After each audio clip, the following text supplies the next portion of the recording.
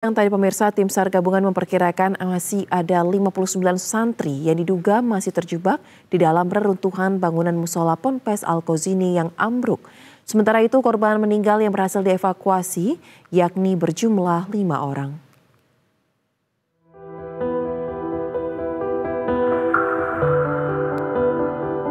Upaya evakuasi terus-menerus dilakukan tim SAR gabungan dengan mengutamakan keselamatan korban yang diduga masih hidup di bawah reruntuhan bangunan.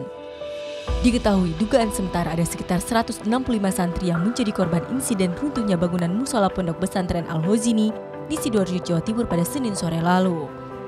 Berdasarkan data terbaru hingga Kamis siang, dari 108 korban yang berhasil dievakuasi dan teridentifikasi, 59 diantaranya diduga masih terjebak dan tengah dalam pencarian.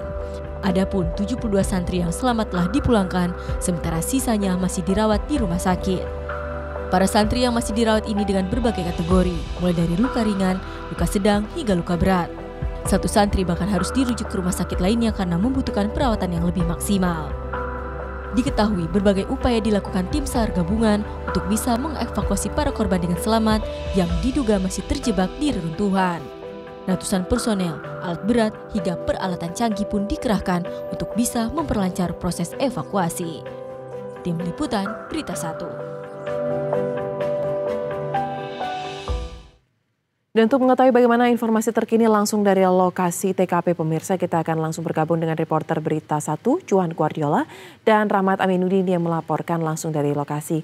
Selamat sore, Juan. Seperti apa informasi terbaru mengenai upaya pencarian korban ambruknya bangunan musola di Ponpes tempat Anda melaporkan? Ya, Sosa, setelah kemarin tim SAR gabungan melakukan upaya pencarian dan penyelamatan secara fokus di 15 titik yang ada, tim SAR berhasil mengevakuasi sebanyak 7 korban yang masih berada di dalam reruntuhan bangunan musola di Pondok Pesantren Al-Kozini di Sidoarjo, Jawa Timur. Dari 7 korban yang ditemukan, 5 diantaranya dinyatakan dalam kondisi selamat, sementara 2 lainnya dilaporkan dalam kondisi sudah tidak bernyawa. Sementara memang hingga saat ini total dari jumlah korban yang berhasil dievakuasi, baik itu dievakuasi oleh tim SAR gabungan maupun evakuasi secara mandiri, ada sebanyak 108 orang.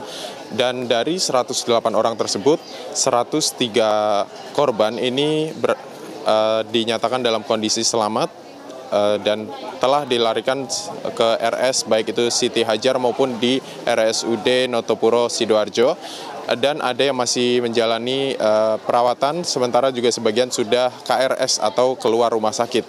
Sementara 5 lainnya yang termasuk dalam 108 korban tersebut dilaporkan telah meninggal dunia atau dalam kondisi sudah tidak bernyawa.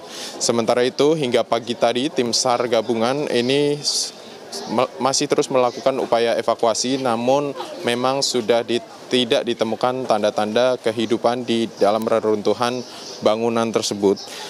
Dan karena nihilnya tanda-tanda kehidupan yang dideteksi menggunakan alat canggih, baik itu pendeteksi suara, suhu tubuh, getaran, hingga frekuensi, akhirnya memang setelah lebih dari 72 jam atau waktu masa kritis atau biasa disebut dengan golden time, ini akhirnya pihak dari BNPB bersama juga dengan Basarnas dan pemerintah Provinsi Jawa Timur ini memutuskan untuk berdiskusi kepada pihak keluarga korban, yakni keluarga terdampak dari wali santri, untuk mendiskusikan langkah selanjutnya yang apakah nantinya akan melakukan evakuasi dengan menggunakan alat berat atau masih terus berupaya melakukan penyelamatan, pencarian korban yang berpotensi masih hidup.